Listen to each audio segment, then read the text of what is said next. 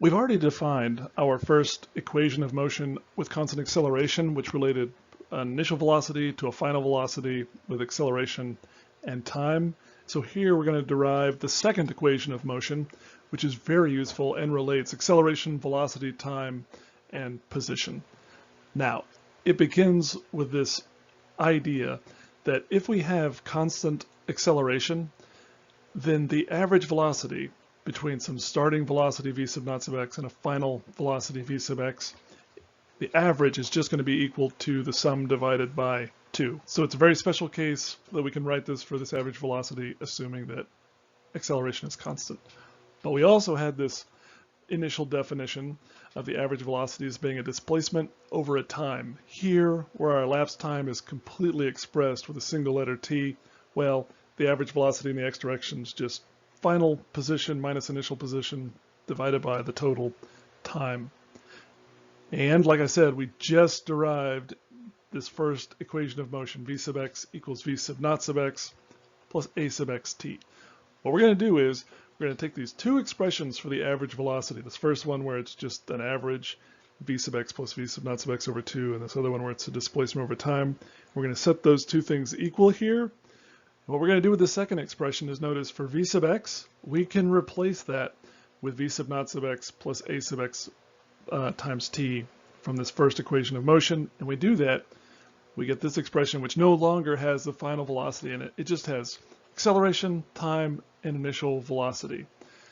This is a great expression because with just a little bit of algebra, taking the expression on the left-hand side, x minus x sub naught over t, and this expression over here on the right, we end up with this second equation of motion. Notice I had v sub naught sub x 2 times in this expression here, so I have 2 times v sub naught sub x. It's worth writing this down, going through the algebra, and saying that last step that gets us to this expression. And this one probably looks a little complex when we first see it, but you're going to use it so often, and it's so useful that you might end up memorizing it. It's just that the final position is equal to whatever initial position I had plus my velocity, initial velocity rather, times time plus 1/2 a sub xt squared. So this gives us our second equation of motion. Notice that first one had time in it. The second one also has time in it, but they address different things. Like I said, the first equation of motion is addressing velocity, whereas this one is addressing position. To see how this second equation of motion could be useful, let's consider that motorcyclist again. He starts at t equals 0 at a position x sub naught equals 5 meters. At t equals 2 seconds, he's moved on to some new position. The initial velocity was 15 meters per second, a sub x 4 meters per second squared. We can ask the question here, where is the motorcycle after 2 seconds? Using the first equation of motion, we could find that velocity after 2 seconds. Now, using this one, using everything that we know, we're going to find out where the motorcyclist is at t equals 2 seconds. So I write that expression out again below, but for x sub naught, I plug in 5 meters for the initial velocity, 15 meters per second. I show all of that here, all the little pieces being put into the, values being put into that equation. I run them through my calculator, and you should do this yourself just to make sure that you're comfortable with using your calculator for doing these calculations at this level of complexity.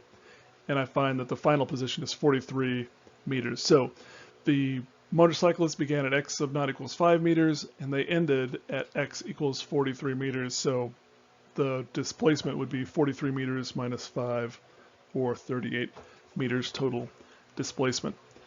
Again, like I said for the last equation, you'll see a group of variables here, final and initial position, initial velocity, acceleration, time. You could be given some combination of those variables and solve for what remains.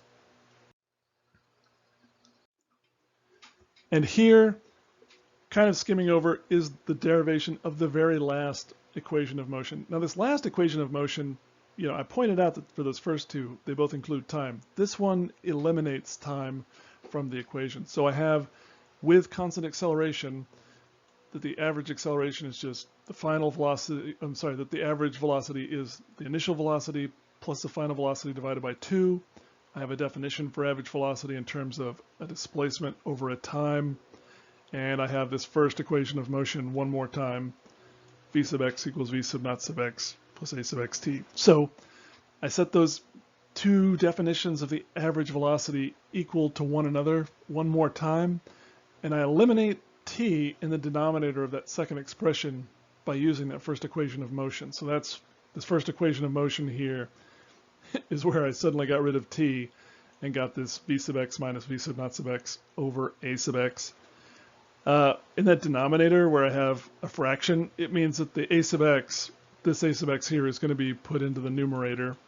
You should review your basic algebra, make sure you can do the final steps to take this expression and get this final one. What's going to happen is you have v sub x minus v sub naught sub x in the denominator, and you're going to multiply that by v sub x plus v sub naught sub x in the numerator here. And if you want to see that in more detail, come to me during office hours and we can work through it. But if you multiply those two things out, use your basic algebra, that's going to give you these squared velocity terms and this final expression.